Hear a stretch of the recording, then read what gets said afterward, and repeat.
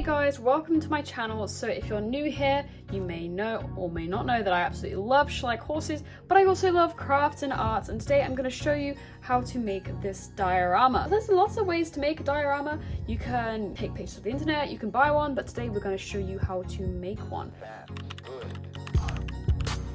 You're going to need some bits of cardboard, some craft paper, then you're going to need scissors and glue, then lots and lots of paint colours. This plastic bag I'll explain later, and if you're really crafty, you might want an airbrush. So for the decorations, you need your animals, of course, and whatever accessories you think are necessary. So to begin, we've got some wood glue. Honestly, this is like the only sort of super glue I have aside from fabric glue. So this is what we're going to use for now. We have some scrunched up paper. Again, I just got it from Amazon. I'm going to rip it to this off. And these are going to add some texture. So with the floor, it can't all be completely flat, because if it's completely flat, it's not going to have that sort of perspective that we want. We want the landscape to kind of go up.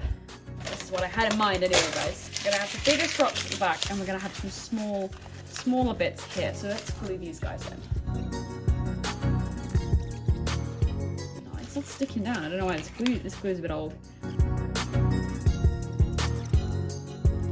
Cool, so those are our rocks. This one's kind of springing up, but it doesn't matter if it kind of comes undone because we're going to put some things over it anyway. And I was thinking here, we could have maybe a little, very small little pond. This is a slightly thinner paper. This paper's not so thick, but it doesn't really need to be. So I'm going to take our little bits and we're just going to roll it up. We've got this rolled up little bit, and this is going to almost be like a little border of sorts. Do the other part of the pond. Okay, so here is like the start. Now I'm thinking we're going to have a little bit more of a hill here, so I'm going to get some more paper down just a tiny bit here, and then this is where our pond's going to be.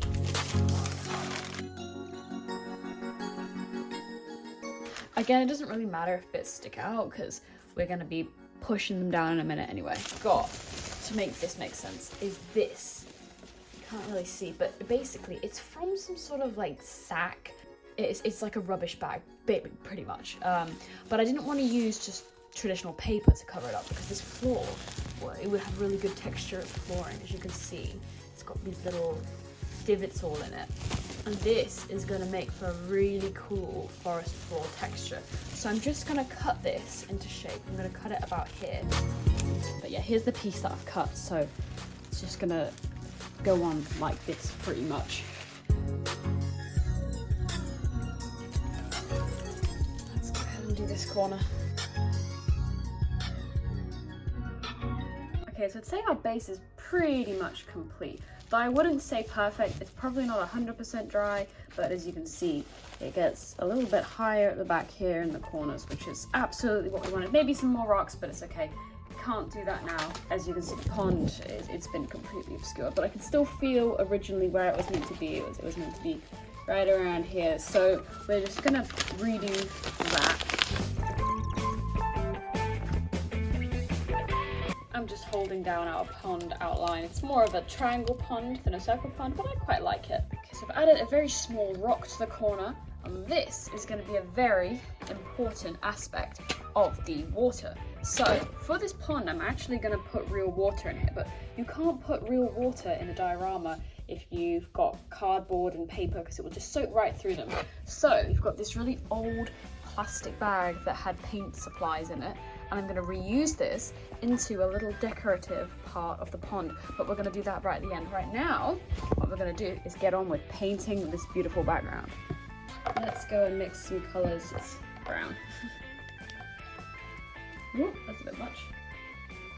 And then we're just going to go ahead and mix all of our colours in the middle. This colour is going to be our forest floor, and we're going to need way more of this. As you can see, I eventually decided to use my airbrush. However, this can easily be replicated with a paintbrush, and kids, if you're watching, please don't do this without a parent's supervision. So, this is what we are working with. Let's get the paintbrush out again, and let's do some more brown paint.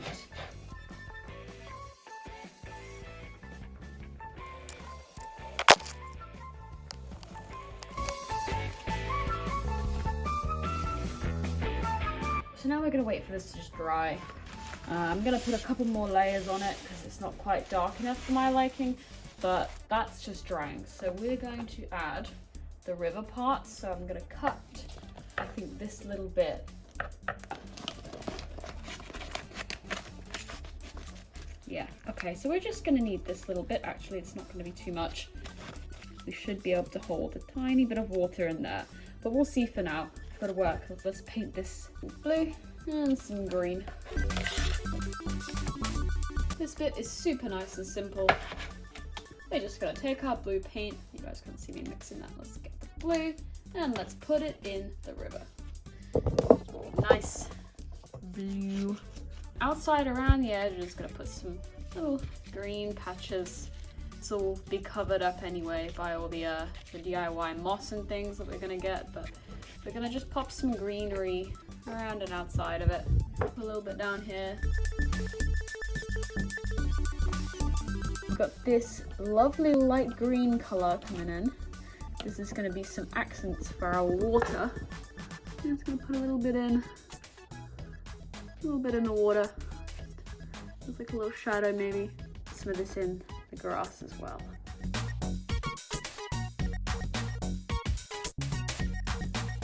Our pond that we've painted, and now let's paint this a little bit darker. We're going to get more dark on the floor, and then we're going to finally do the rocks at the back.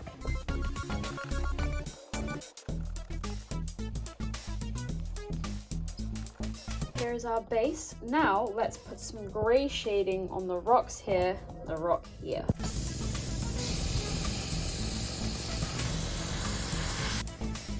Another safety tip, if you're using an airbrush, please wear a respirator and make sure you do it in a well-ventilated area, guys. This is our backing. This bit looks a bit interesting. Now let's add some bits to spice this up. So let's add this bit of clear plastic. So I've added the plastic to the river, so it's got this like almost see-through-y sort of effect to it, and the paint's kind of splodged on it. It's really cool. So let's add some moss to our diorama. Forget this moss is like actually real. It smells very woody. So there's a bit of moss in here that I'm not too pleased with, but it's fine because we've got something else coming in to line this river in a minute. I'm gonna have some more stuff to put on this mountain, so this is just where I popped the moss for now. We're gonna have a tree here. I was saving this for this to be a tree here, some moss around here. Now let's get the other mountainous bits, the rocks. So these are our rocks, natural aquarium gravel.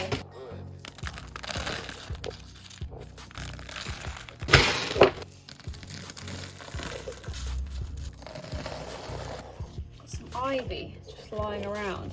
It'd be a nice just to pop this maybe on back. So this is what I've settled with. I've just got a little bit of ivy in the background, but when you have the camera like this, which is where you'll normally have it, the back of it, honestly, it's higher anyway, so it doesn't really seem like that important. But from the top, it looks really quite cool. I quite like it. So I already have this sort of texture, this here. Thinking I could just slide this on here, and that could be our foresty side. That looks quite nice there. So I'm gonna, this is just 2 bits of A4 paper I've stuck together. I think I used it in something on this channel before. So I'm gonna unstick this and then just tape it to this here. It's just gonna go in like this. As you can see, it doesn't quite cover the whole thing, but it covers enough of it. And now you guys may be wondering what I'm going to do with the back, because as you can see the side has got something, the back doesn't have something. So this is what I've done in videos before. I actually put this on top of my laptop keyboard, and I have the laptop as a background playing in the back, so I'm just going to demonstrate now. My laptop poking out. That's why you always glue down everything so you can move it. So this is the floor. I think it's pretty cool. It's a nice desert scene. You can also see my taskbar at the bottom, which isn't great. So I'm gonna have to try and lift this up for photos. Let's put in Storm and this girl as like the main stars of the show. Actually, let's put them right here in the center.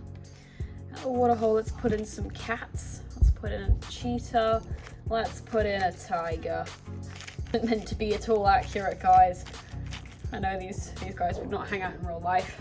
And then the bushes, why not put a dinosaur? Let's put a little Papovelociraptor just in the bushes. So here's the diorama, guys.